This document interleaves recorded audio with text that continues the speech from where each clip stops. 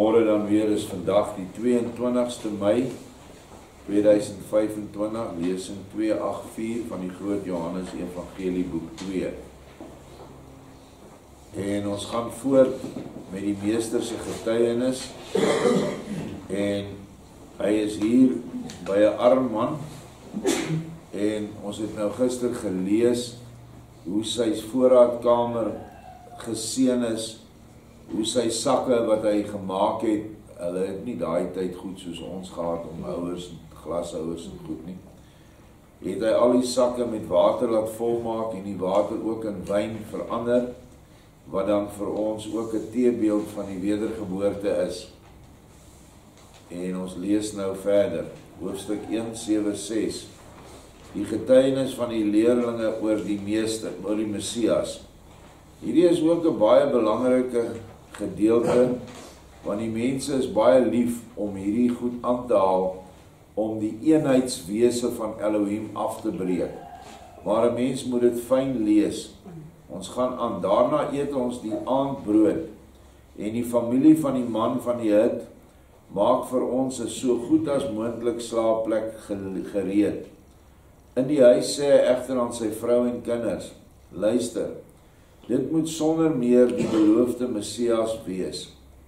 Hy is dus Jahwe self in lewende persoon, die ewige oersom van die geesteswêreld, waaraan alle profete wat met Elohim se lig gevul was, as ligte oggendwolkies, jy onthou nog die gelykenis wat Joshua gegee het, hom vooraf gegaan het. Ja, nou weet ek wel waaraan ek toe is, maar wat nou? Ek durf haas geen woord meer met hom praat nie.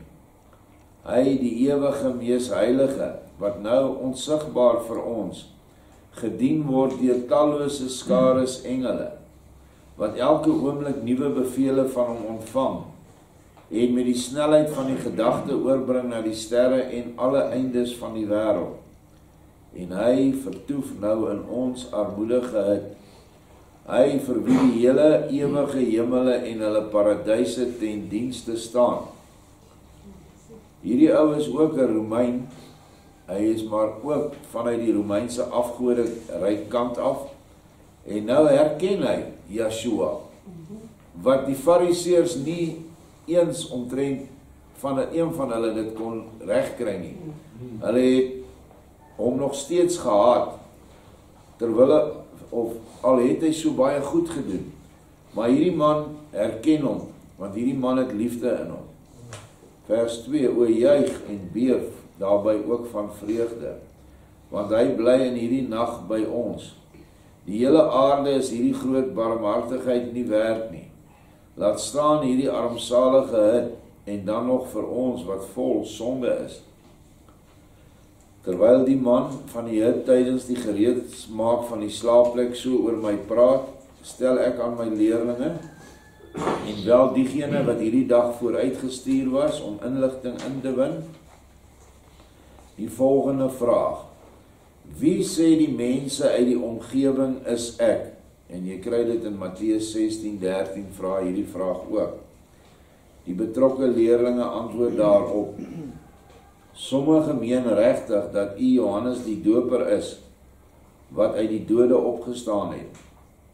Ander glo en sê dat u Elia is, van wie geskryf staan dat hy nog eenmaal voor die groot Messias op aarde sal kom, en alle mense sal oproep tot boete en 'n egte terugkeer tot Elohim.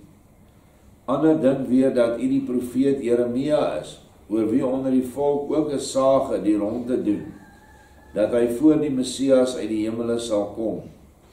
Hulle sê ook dat u een van die ander profete sou kon wees, want voor die groot Messias uiteindelik sal kom, sal alle profete hom voorafgaan. Dit is so die vernaamste aanvaarbare menings oor u. Maar dan is daar ook nog 'n groot aantal ander, wat ons toe ons hulle gehoor het, afgekeer het, en waarvoor ons hulle 'n beter opvatting oor u gegee het. Maar baie glo nog dat u 'n vermomde Griekse Zeus is. Nou, ek het dit maar verdik hierso, want daar is interessante, dieper betekenis in hierdie Zeus. Zeus was een van die Griekse gode, ek kan nie meer onthou wat hy gedoen het. Is die hoofgod van al die gode. En die woord Jesus was eers afgelei as Isus van Zeus, want die Griekse taal is so geskryf dat dit 'n I is met so 'n Z klank. En later het Isus het Jesus geword. En dit is waar die naam Jesus vandaan gekom het. Want nooit ooit sou 'n Hebreëse meisie, wie se naam ook nie Maria is nie, want dit is ook nie 'n Hebreëse naam nie. Haar naam was Miriam, en die geskiedenis is baie duidelik oor hierdie name. En Miriam en Josef sou nooit hierdie seentjie met die Griekse hoofafgodsnaam genoem het nie. Nooit nie. In die Portugese het ek al baie gekry dat ouens se naam Jesus is. En dit wys net weer die algemeenheid van daai naam. So, bedink as jy nog nie die naam Jesus in jou gees verander het na Yeshua toe nie, dat dit is waar die naam vandaan kom. En toe Constantijn die Bybel of die Biblio saamgestel het, het hy, sy hoofdoel was om al die mense te verenig in 'n gemeenskaplike geloof, wat 'n geloof is wat nie geweld voorstaan nie, waar die mense kan leer om mekaar lief te hê, want dan het hy minder moeite met hulle as keiser.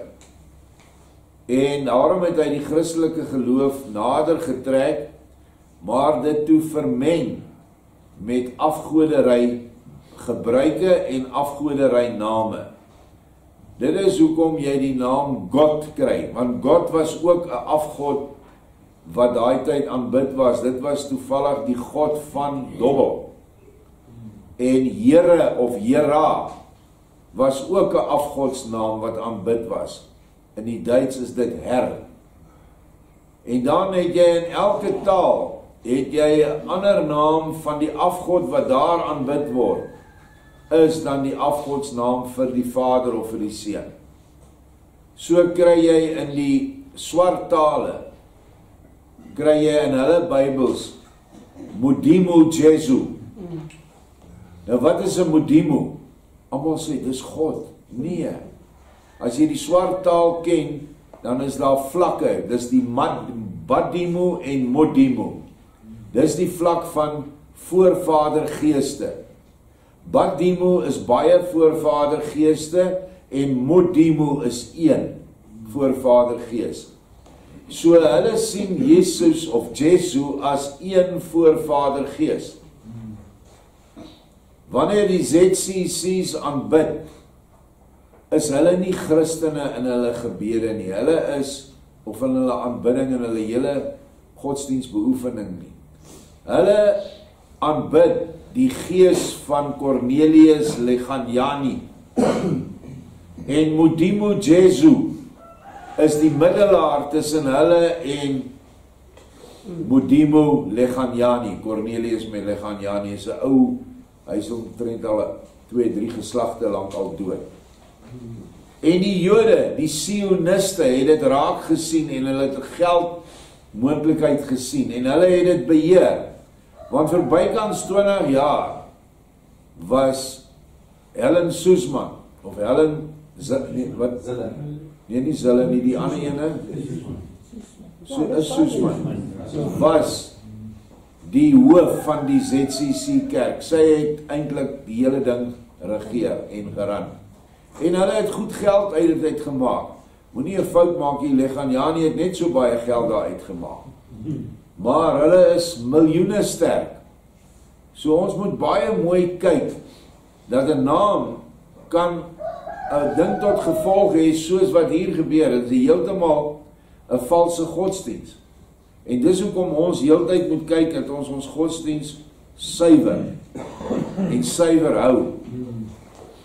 Ons lees verder, Joshua sê vir hulle, nou goed, julle het my nou vertel wat julle gehoor het, maar ek sou nou ook van julle self wil hoor, vir wie julle my nou eintlik beskou. Ek vra dit nie sommer so nie, maar baie ernstig, want ek merk dat na bepaalde geleenthede, waarby na julle mening my doen en late so nou en dan skynbaar aards voorkom, dat julle dan in julle hart dadelik anders oor my oordeel, en my nie volledig daarvoor beskou, soos waarvoor julle my beskou, wanneer ek die een of ander groot wonderwerk gedoen het nie. Sê my uiteindelik openlik, waarvoor julle my na 'n ryp en nugter verstandelike beraad ernstig beskou. Toe was alle leerlinge met stomheid geslaan, en almal behalwe Simon Juda, dit is Petrus, weet nie wat hulle op my op hierdie vraag moes antwoord nie. Judas Iskariot sê aan Thomas, maak nou jou mond oop, jy is mos altyd so verstandig en wys. Dit moet vir jou tog 'n kleinigheid wees, om op die vreemde vraag van die meester 'n regte antwoord te vind. Typies van Judas Iskariot, hy het nie 'n klou wat hy op hierdie vraag moet antwoord nie. Nou, het sy nou vir Thomas aan, want en Thomas het nie langs dieselfde vuur gesit nie. Thomas sê vir hom, sê jy maar, as jy so wys is. Ek beskou hom vir dit waarvoor hy homself al die tyd uitgegee het. Hy sê van homself nooit iets anders nie as, ek is 'n seun van die mense, of soos ons in die Bybel het, seun van die mens. En Elohim is my Vader net soos van julle almal. As hy homself so beoordeel, watter ander beoordeling kan ons hom dan waaragtig en waarheidsgetrou uit onsself gee? Hy doen werklik dinge wat sedert Moses en die ander profete nog nooit deur 'n mens gedoen is nie. Maar as ons alles op die keper beskou, dan sal ons ontdek dat dit ewenwel die gees van Elohim is, wat deur 'n uitverkore suiwer mens dit alles doen. Maar vir die gees van Elohim of God sal dit niks wees, of hy deur 'n verkose mens berge versit of vernietig, of dat hy die een of ander kleinere wonder deur die woord van die profeet laat gebeur nie. Let wel wat Thomas hier sê, hy is die seun van die mens, en Elohim God is ook sy vader, net soos al die apostels wat daar gesit het. Nou sê Judas Iskariot, jy beskou hom dus maar net as 'n profeet. Thomas sê sekerlik, en wel vir die grootste wat die aarde nog ooit gedra het, hoewel dit nie syne nie, maar Elohim se verdienste is. Want alleen Elohim kan die mens tot profeet roep, soos wat hy dit met Samuel gedoen het toe hy nog 'n kind was, en soos hy selfs die esel van die valse profeet Bileam tot egte profeet gemaak het, en deur die esel vervolgens ook vir Bileam self. Dit moet ons goed verstaan, en ook die getuienis wat Joshua oor homself gee, naamlik dat hy slegs 'n mens se seun is, ondanks die feit dat hy ook die wonderdadige krag van Elohim, wat in 'n besondere groot mate in hom is, so nou en dan met die goddelike ek betitel. Dan kan ons hom na my beskeie mening onmoontlike ander getuienis gee, as dit wat hy altyd van homself gee. Dis is hy 'n voortreffelike seun van Elohim, soos wat ons dit ook is, maar dan nie in so 'n hoë graad soos hy nie. Judas Iskariot sê, maar hoe is dan daarmee, dat hy hom tog as die beloofde Messias uitgee, of beskou, en dan die beter Romeine en Grieke homself as 'n ware almagtige God beskou. Thomas sê, hulle het ook gelyk, want die krag van Elohim wat in hom is ook die enigste ware Messias, en sonder meer ook Jahwe self. Judas Iskariot is daarmee tevrede, en ek, Joshua, swyg, alhoewel ek alles hoor. Petrus merk my swye op, en hy staan op en sê, Meester, ek bemerk selfs onder die broers verskillende menings oor u. Staan my daarom toe dat ek, vanweë die broers, my getuienis oor u hard en duidelik na vore kan bring. Joshua sê vir hom, doen dit, hoe lei dan jou woorde? Petrus, oftewel Simon Judas sê, uit die diepste grond van die lewe in my hart, sê en erken ek nou hardop voor die wêreld, u is die Messias, die seun van die lewende Elohim. Let wel dat Petrus nie hier sê dat hy 'n menseseun is nie, hy is die Messias, die seun van God. En ek, Joshua, sê aan Petrus, salig is jy, Simon, seun van Jona. Jou vlees en bloed het jou dit nie openbaar nie, maar my Vader wat in die hemel is. Daaraan voeg ek nou toe, jy is Petrus, 'n rots. Op hierdie rots wil ek my gemeente bou, en die poorte van die hel sal haar nie oorweldig nie. En ek sal jou die sleutel van die hemelryk gee. Alles wat jy op aarde sal bind, sal ook in die hemele gebonde wees. En wat jy op aarde sal ontbind, sal ook in die hemel ontbonde wees. Nou hierdie is 'n gedeelte wat baie verkeerd deur die eerste kerk aanvaar is, wat die eerste kerkgebou waar priesters en goed begin optree, naamlik die Romeinse kerk heel in die begin. Petrus se kerk wat hy gebou het, was die gemeente waarvan jy lees in Handelinge. Hulle het bymekaar gekom, hulle het al hulle goed verkoop, hulle het gesamentlik as 'n gemeente saamgewoon, saamgebly en almal het eweveel gehad. En hulle het as mense in Klein-Asië ingegaan, selfs Europa toe, en daar is bewering selfs tot sover as Engeland. En hulle het die evangelie verkondig. Dit is die gemeente of die kerk wat Joshua vir Petrus laat oprig het.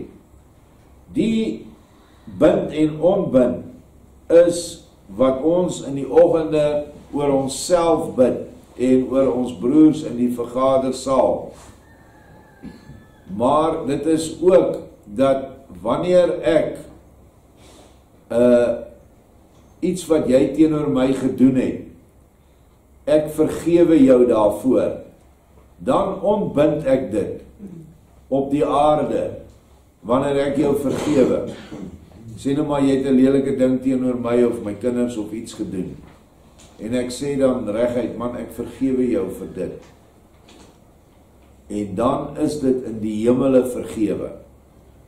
Maar die Rooms-Katholieke kerk het dit 'n bietjie verder gevat, en hulle het toe nou die biskop of die vader wat hulle noem, wat ook nie in die Bybel staan, jy nie mag doen nie, het hulle dan nou die magtiging gegee, en vir 'n goeie donasie in die kerkblik, en 'n hele klomp onse vaders, en wat hulle sê, Hail Marys, ek weet nie eens wat dit is nie, kan jy dan enige iets ontbind deur die biskop. Hy kan enige iets bind of ontbind van enige mens, as daar net genoeg geld in die blik gegooi word.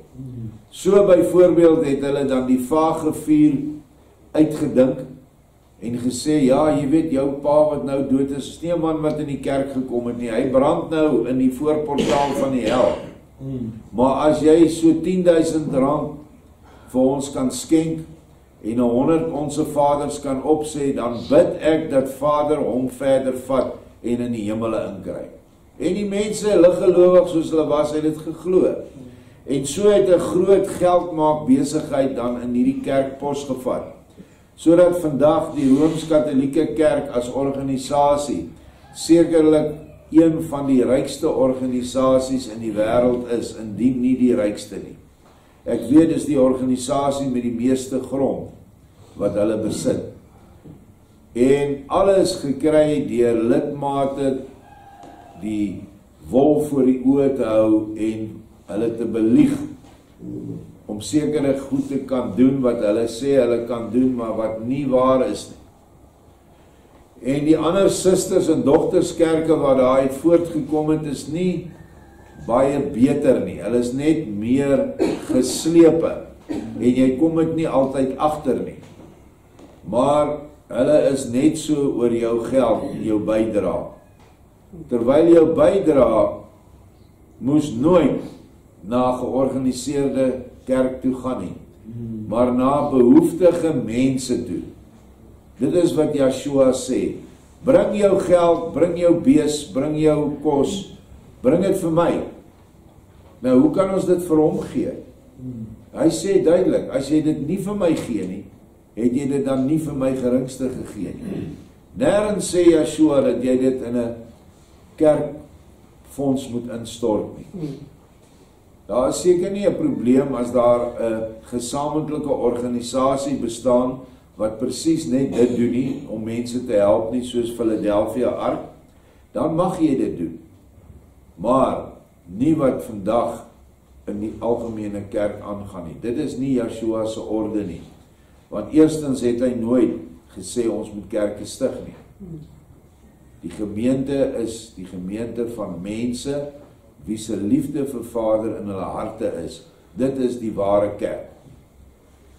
Nou sê Petrus na hierdie woorde, pragtige woorde wat Yeshua vir hom gee, Meester, ek dank U vir hierdie groot barmhartigheid, waarvoor ek my heeltemal onwaardig ag, omdat ek altyd 'n ruwe sondaar was, en jammer genoeg nog is. Maar wat betref die bind en ontbind, gee ek openlik toe dat ek dit nie verstaan nie, en nie weet wat ek daarvan moet dink nie. As U wil, kan U dit vir my wel 'n bietjie meer verstaanbaar maak. Yeshua sê vir hom, dit sal wel vir jou op die regte oomblik heeltemal duidelik word. Voorlopig verbied ek julle almal uitdruklik om nou voortydig ook maar iemand daaroor iets te vertel, dat ek, Yeshua, die ware Messias is. Na die belangrike gesprek vra Matteus, die skrywer, of hy dit alles moet opskryf. Yeshua sê vir hom, nie oor die wonderwerke in hierdie plek nie, dis nou die water en wyn en die kos, en die gesprek tussen Thomas en Judas Iskariot hoef jy ook nie te vermeld nie, maar wel in hoofsaak wat ek met Petrus gepraat het.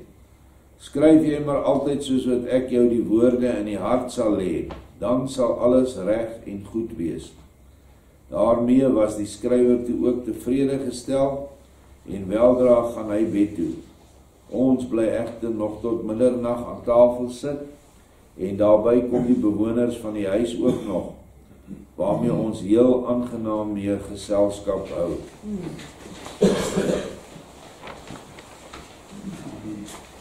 Yeshua was 'n ware mens.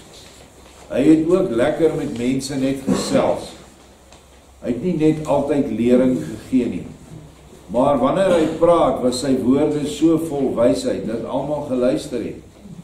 En hy het die mense baie raad gegee, oor hoe om gewasse te verbou, hoe om hulle vissersbedryf te bedryf, en hoe visse se omstandighede in die water is, watter kry jy in die diep water, wanneer is die visse daar, en so, dinge wat die mense nie daar presies van geweet het nie, maar nodig was vir hulle om 'n gemakliker lewe te lei. En dit is wat Yeshua ook bereid is om nou met jou en my te doen. Moenie skaam wees om hom te vra oor basiese goed wat jy twyfel oor het nie. En dink dit is miskien nou 'n oorlas vir hom. Nooit, niks is 'n oorlas nie. Hy wil jou hele las, wil hy van jou skouers afneem en dit dra. Al is dit hoe klein en vir jou klein, is dit nie vir hom gering nie. Hy wil ons heeltemal skoonmaak en op alle gebiede help. Nie net in die geestelike gebied nie, maar ook op die materiële gebied. En daarom is dit so belangrik dat wanneer jy iets materieels doen, dat jy vir sy seën op jou hande vra. Soos byvoorbeeld as jy nou 'n eenvoudige ding, 'n kar moet regmaak, vra hom sy seën. Vra hom wanneer jy 'n taak moet doen, dat hy dit sal seën en deur jou sal werk. En dan sal daardie werk voorspoedig wees. Want dan sal die natuurgeeste in werking kom, wat jy nie kan sien nie, en die engelgeeste in werking kom, en hulle sal jou beskud en help. En dit het ons so vele kere in ons lewe gesien, waar ons dit tasbaar kon ervaar, wanneer ons gebid het vir Vader se bystand, het die werk so vinnig en so voorspoedig gegaan, dat ons nie eintlik kon glo, hoe dit so vinnig, hier is dit klaar. Ja. Onthou julle op die herberg, toe ons altyd dit ervaar het met byvoorbeeld die kos voorbereiding. Net so, dan is al die kos reg, niks is gebrand nie. Alles smaaklik, eintlik lekkerder as gewoonweg. Maar, as jy dit nie doen nie, dan gebeur alles wat verkeerd is. Die potte brand aan, dit gebeur, dat is nie reg nie, die goed is sleg, ensovoorts. So, dit is die les vir my hieruit, is dat ons werklik vir Yeshua as 'n vriend het, 'n vriend wat alle kennis het, 'n vriend wat ons nou erken, hy is die seun van die lewende Elohim. Maar hy is ook die lewende Elohim, want die lewende Elohim, God is binne in hom. Yeshua bestaan uit 3 entiteite, liggaam, siel en gees.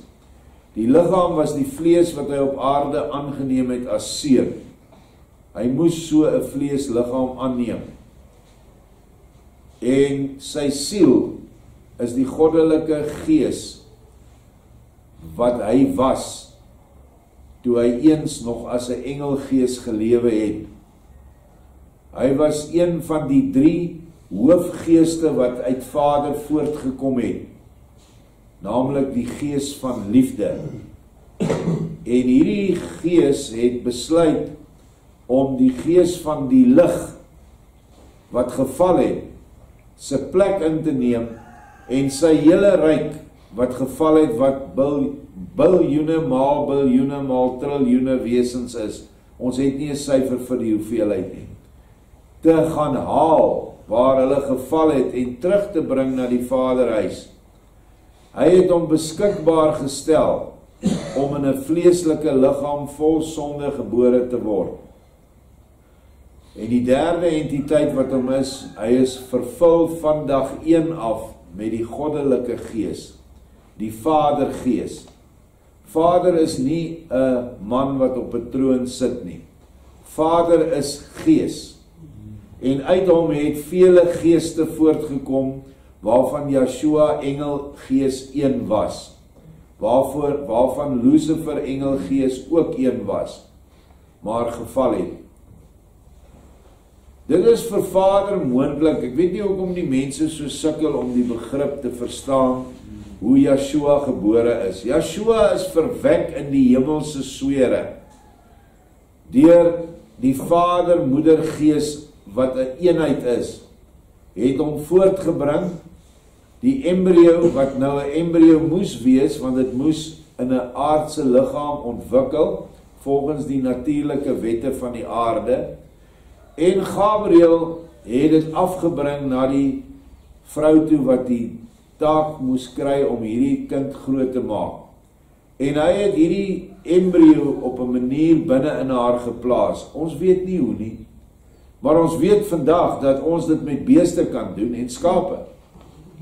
Jy kan 'n topbul en 'n topkoei se manlike saadsel vermeng met die vroulike eiersel, en dan kan jy daai verwekking, want nou is dit 'n verwekking, hy begin groei as 'n embrio. Kan jy daai embrio, kan jy nou binne in 'n sommer 'n ou Nguni maar bees, ding wat eintlik niks werd is nie, sit hom daarin, en dan sal daardie maar Nguni bees, as hy moet afgooi, sal 'n perfekte replika van daai 2 stoet vers en die stoetbil gee. Daar sal 100% so 'n verwekking plaasvind. Hoekom het die mense nie 'n probleem, wat so 'n probleem met Yeshua se verwekking het, soos wat ons voorganger hier in Wes-Transvaal sê, Yeshua se pa was Josef. Hulle het maar lekker gespeel. Dis hoe hy dit so afbreek. Hoekom het hy nie 'n probleem met Adam en Eva nie? Waar het Adam vandaan gekom? Waar het Eva vandaan gekom? Aanvanklik, toe hulle as 'n eenheid geskape is. Hulle het uit Vader voortgekom, hy het dit gespreek. Laat daar 'n Adam liggaam wees. Ons het altyd die vraag gevra in die skool, het Adam 'n naaltjie gehad, Adam en Eva? Nou ja, ek weet nie of die naaltjie dalk as 'n ornament daar geplaas is nie, maar hy het nie 'n naaltjie nodig gehad nie. Maar hoe dit ook al sê, dis die almag van Vader. Hoekom?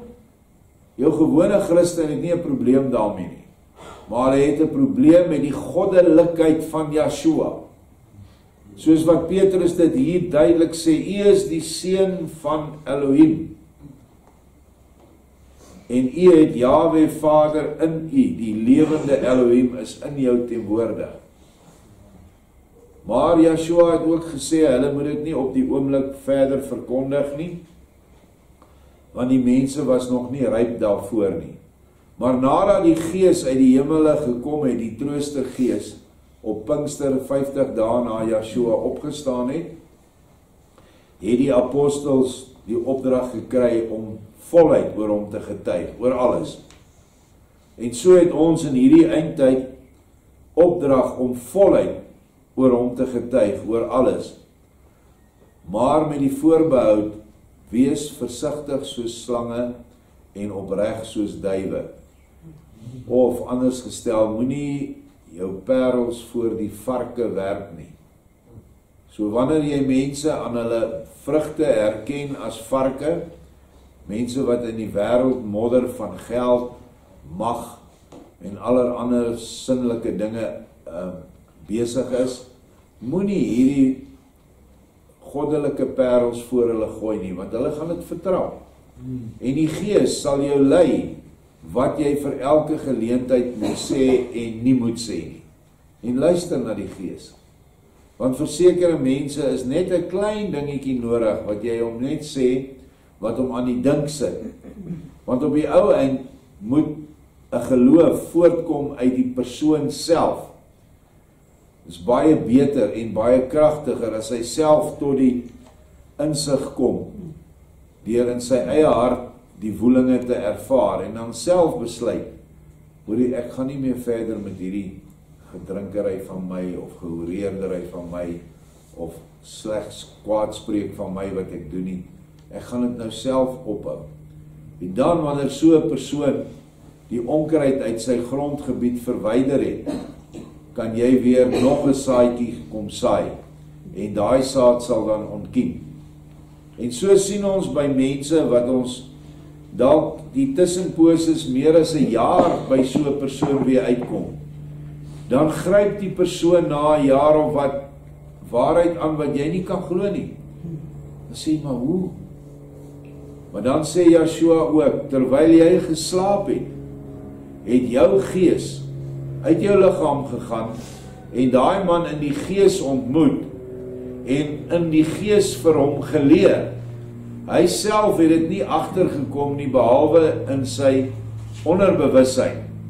En dan is daar 'n saad in die geheim geplant. Maar so 'n saad kan net geplant word wanneer Vader jou gees kan uitneem, wanneer jy rustig in jou slaap voluit, ten volle in hom, in sy liefde verbind is.